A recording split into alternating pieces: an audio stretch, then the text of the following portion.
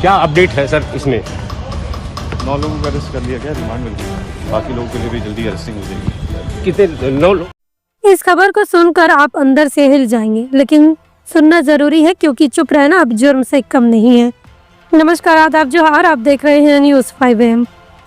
उत्तर प्रदेश की आध्यात्मिक राजधानी वाराणसी, जहां हर मोड़ पर मंदिर है, जहां माँ बहनों को देवी का दर्जा दिया जाता है, उसी शहर में एक बेटी 7 दिनों तक नर्क झेलती रही और समाज खामोश तमाशा देखता रहा।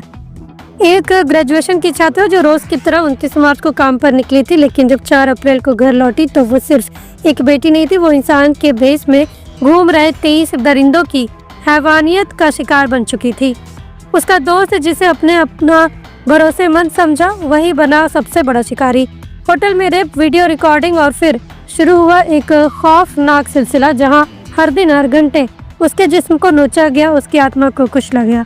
दिन पर दिन बदलते चेहरे, राज, समीर, आयुष, साजिद, सोहेल, अनमोल, जाहिर, शोएब, दानिश, इमरान, नाम इतने हैं कि गिनती भूल जाए इंसान, लेकिन जुर्म सिर्फ एक बलात्कार, और वो भी बार बार अलग अलग जगहों पर, होटलों में, कैफे में, चलती कार में।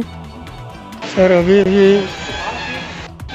हम चैनल को बता चुके हैं कि हमारे साथ और हमारे बच्ची के साथ किस हिसाब से जो है दरिंदगी हुआ है, और इस पूरे घटना को किस तरीके से सामूहिक अंजाम दिया गया है। इसमें हमारा चाहना है कि सबको कड़ी से कड़ी सजा मिले। प्रशासन से, न्यायालय से हमको यही उम्मीद है जी। इसमें कुल कितने लोगों पर शक है आपको? कितने? सर 6 लोग इसमें नामजद हैं और एक फरार है। 7 लोग इसमें हैं नामजद में, मतलब जिसका नाम आया है लड़की ने बताया है, और अज्ञात में कितने लोग हैं वो बता चुकी है। और इस समय आपके सामने हम जो भी बता रहे हैं उसी आधार पे जो है आपको जो भी उचित कदम है शासन से, प्रशासन से हमको यही।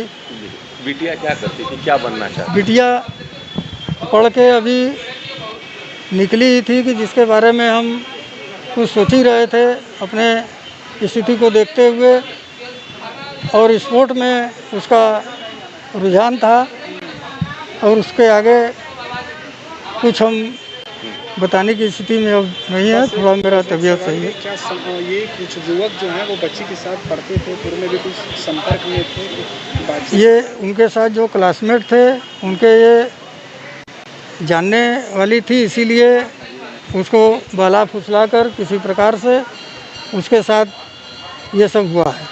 वो जो 3 नाम आप ले रहे थे, जी, जो सबसे प्रमुख थे, वो कौन लोग? वो एक आयुष है और दानिश है, राज खान है और साजिद है।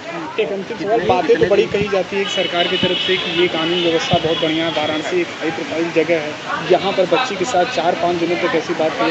क्या लगता है, विश्वास कितना है प्रशासन पर? क्या कहेंगे न्यायालय से, सरकार से?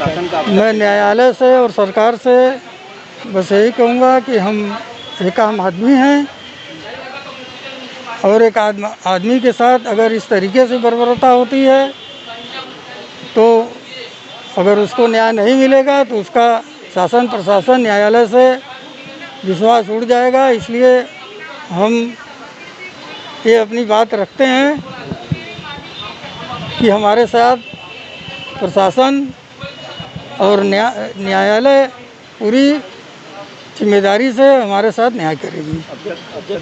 कैसा सहयोग रहा है पुलिस का अगर बात की जाए? अभी तक तो जो भी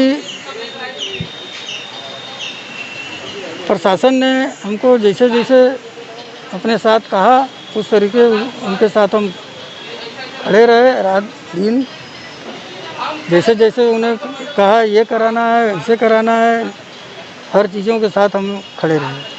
जब विद्या जब आई घर पे किस हालात में थी? वो एकदम बदहवास नशे की हालत में थी। वो कोई स्थिति बताने को तैयार नहीं थी, इसलिए कि वो एकदम नशे में थी। जब उसको होश आया तो वो धीरे धीरे सारी बातें खुलने लगी। 5-6 दिनों में नशे का पिला करके ही उसके साथ दुराचार किया गया। वो दुराचार किया गया और नशे की हालत में किया गया है। अस्पताल में भी भर्ती है अभी? वो कुछ नहीं हुआ। यहाँ हमेशा हमको आना पड़ रहा है, उसका कोई इस तरीके का भी उपचार नहीं हम करवा पाए हैं। लगातार वो नशे में थी, आप कह रहे हैं? हाँ, सब कुछ नशे में ही? वो नशे में ही उसके साथ लोगों ने दरिंदगी किया, नशा देकर। लगातार नशा दे। इसलिए वो 2 दिन तक तो कुछ बताने की स्थिति में नहीं थी, कुछ बता नहीं पाई। लेकिन जैसे ही उसको होश आया, हम उसको उसकी बात सुनकर हम थाने लाए। वहाँ से ये पूरा जो दिख ही रहे हैं आप क्या हो रहा है। पूछिए खुद से, कहाँ थे हमारी पुलिस जब एक लड़की 7 दिन तक गायब रही? कहाँ थे वो होटल स्टाफ जो हर रोज कमरे बदलते चेहरे को देखते रहे? और सबसे बड़ा सवाल, हम और अब क्या कर रहे थे? ये सिर्फ एक माँ की चीख नहीं है, ये उस पूरे समाज के गाल पर तमाचा है जो बेटी को घर जल्दी लौट आना तो कहता है, लेकिन बेटे को इंसान बनो नहीं सिखाता। हम बेटी बचाओ कर नारा लगाते हैं, लेकिन बेटियों के साथ दरिंदगी करने वालों को जानवर कहकर छोड़ देते हैं। नहीं, अब वक्त है उन्हें इंसानियत के कोर्ट में खड़ा करने का। आज सवाल कानून से भी है और समाज से भी, आपसे भी, मुझसे भी, क्योंकि अगर आज हमने आंखें मूंद ली तो कल हमारी बहन, हमारी बेटी, हमारी दोस्त अगली शिकार बन सकती है। अब सिर्फ कैंडल मार्च नहीं, सिस्टम और सोच दोनों में सुधार जरूरी है। जागो, क्योंकि खामोशी अब जुर्म है।